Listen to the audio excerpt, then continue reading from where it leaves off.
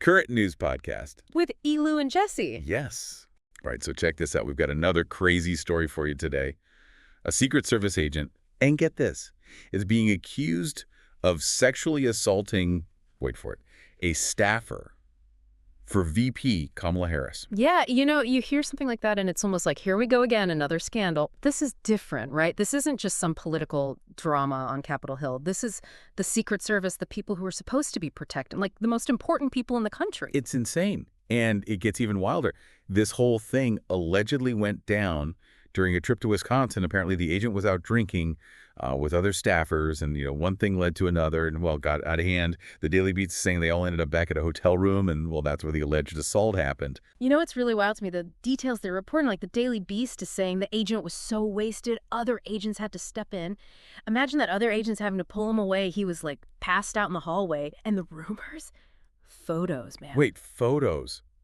Come on, Yeah. That's just messed up. This is like ripped from a movie script or something, except it's actually happening. And here's the kicker. This isn't the Secret Service's first rodeo, right?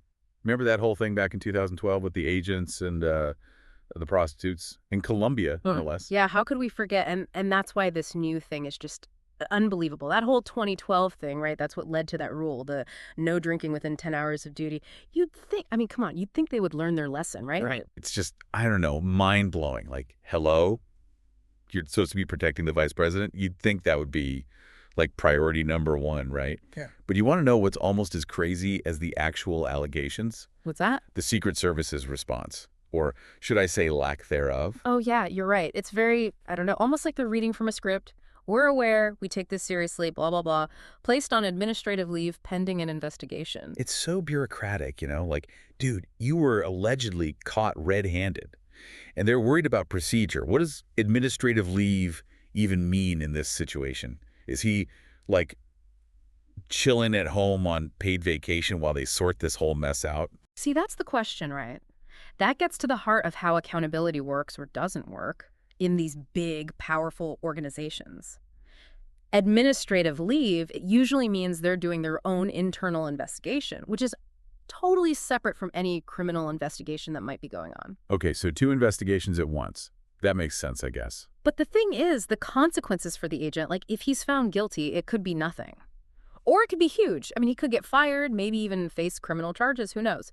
But the whole process is, well, it's the Secret Service, right? Super secretive, all about internal protocols and all that. Which makes you wonder, doesn't it? Is that part of the problem? Like, if there's this culture of secrecy, of protecting their own, does it make it easier to just, I don't know, sweep things under the rug? And this isn't even the only time the Secret Service has messed up lately, right? We just talked about that officer who accidentally shot himself, like, in the foot in D.C. on duty. Oh, man, don't forget the elephant in the room here. The whole debacle of them completely failing to stop that assassination attempt on former President Trump earlier this year. Oh, right. How could we forget? That was terrifying. Seriously. And this is what I'm talking about, right? You've got the accidental shooting, which just screams training issues and safety protocols, hello. And then you've got this major security breach at a presidential event. Come on, that's a whole different level of failure. You put it all together, and it's hard not to see a pattern. Makes you really question the whole agency, doesn't it? Like their competence, their culture, even their leadership. Yeah, it's definitely not a good look. And we have to remember, right, this isn't just some random government agency. They represent something bigger, They're a symbol of national security, of stability, of the government being, like, in control and protecting its own. Exactly. So when scandals like this happen, it's not just about some agency's reputation taking a hit. It really undermines the whole idea of a safe and stable country. Think about it. If the people who are supposed to be protecting the most powerful people in the world can't even get their own act together, what does that say about us, about our country? It's no wonder people are losing trust in, like, everything these days. It's easy to get caught up in all the headlines and the political stuff, right? But, at the end of the day, this is about people. This is about real lives being affected by what happens in the Secret Service. Absolutely. This isn't just some political drama playing out on TV. This situation, with this agent and these accusations, it forces us to think about some uncomfortable things like power dynamics, and not just in government. This happens everywhere, in workplaces and relationships, anywhere where you have someone in charge. It's true. Like, just because you've got a badge and a gun, it doesn't make you, above the law. And this whole thing, it makes you wonder, who's really in charge? Like, if the Secret Service can't even keep their own people in line, then who can? That's that classic question, right? Who watches the watchman? And it makes you think about what real accountability should look like. How do you build systems that actually make sure people are doing the right thing, not just, saying they are? Because this isn't just a Secret Service problem, is it? I mean, we've seen this same thing happen again and again. Yeah, you see it everywhere. Hollywood, big companies, you name it. I think it's like power.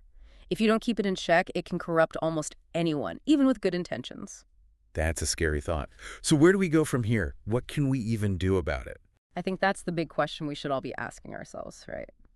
We've gone through a lot today talking about the Secret Service scandal, but I think the really important stuff is what comes next. What can we learn from this? And I really believe we can all do something. We can start by expecting more, from ourselves, from people in charge, from everyone. This whole thing, as awful as it is, maybe it can be a wake-up call. Yeah, I like that. A chance to look at how power works in our own lives, at work, in our communities, even in our families. And ask ourselves, how can we make sure that we're holding each other accountable? How can we make sure everyone is treated with respect, not just with words, but with actions? That's a powerful thought to end on. We've talked about a lot today. Secret Service, power, accountability. Trust us, a lot to digest. But I hope this has given you some things to think about, maybe even inspired you to look at the world a little differently and, keep asking questions. That's what we're here for. Until next time, stay curious. Turn the dial to the daily news. Turn the dial to the daily news. Turn the dial to the daily news. Bringing voices, headlines, and shoes. We turn the dial to the daily news.